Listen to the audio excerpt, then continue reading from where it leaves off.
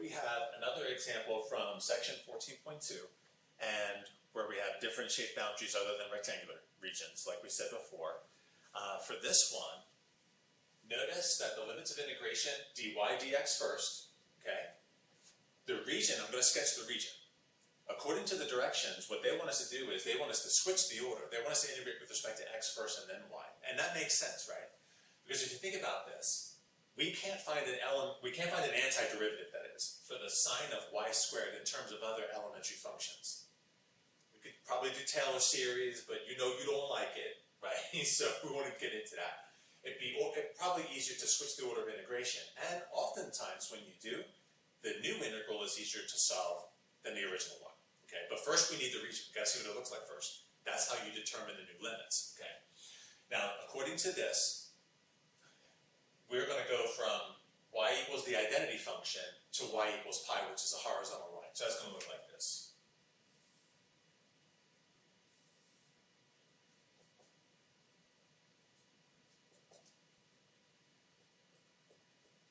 Okay.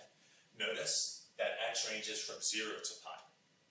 Now, remember what we said in the previous two videos, right? We said when you're integrating with respect to y first and then x, in other words, dy dx, think of an arrow going through the region in the direction of increasing y as follows. Imagine you're underneath the region looking upwards, and you shoot an arrow anywhere from 0 to pi. Shoot an arrow upwards in a direction of increasing y. So maybe something like this. And notice that that arrow pierces the region on the diagonal line, y equals x, which is here, and it leaves on the upper boundary the horizontal line, which is y is equal to pi. The furthest left it can go without leaving the region is the y-axis, which is x is equal to 0. And the furthest right that it can go without leaving is that corner right there, which corresponds to x is equal to pi. Okay, but now we want to switch the order of integration. We want to do x and then y. Okay, so that means this. Replace this one with this one.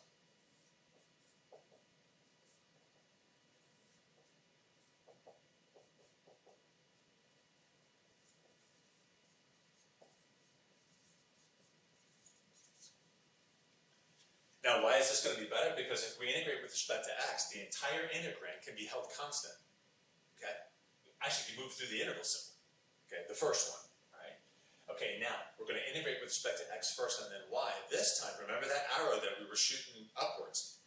This time, gang, we're going to shoot the arrow through the region in the direction of increasing x. That means it's going to be a horizontal arrow. And it's going to go like this. Imagine that you're looking at the region on the left-hand side, and you shoot the arrow through the region in the direction of increasing x. That arrow is going to look like this.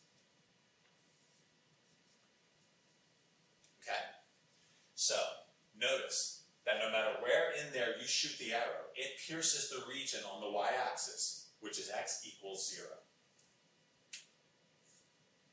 It leaves on the diagonal line, which is the identity function, x equals y. Okay? How far down can it go without leaving the region? It can go as far down as that corner right there, which is y equals 0. It can go as high as the horizontal line y equals pi.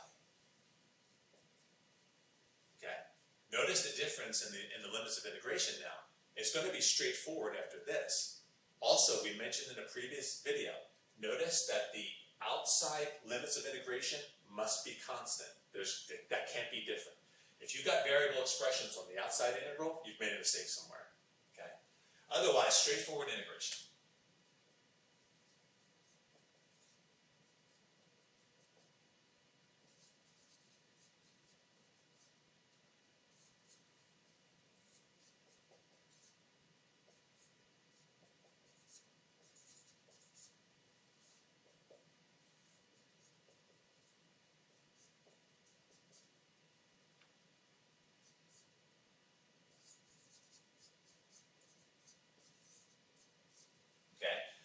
And notice, gang, I took the liberty of moving the x to the front, and when I applied the limits, the y would be in here. 0 makes the whole thing vanish. Okay? Now, this is a simple chain rule. Be mindful. You're off by a factor of 2, which we can fix. We can always fix constants. And we're also going to be off by a factor of -1, because we know that the antiderivative sign is going to be minus the cosine. I'll fix that in the answer, though.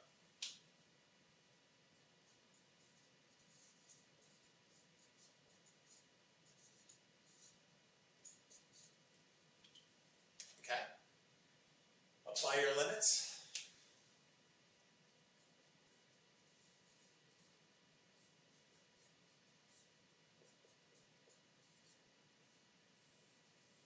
To get your final solution.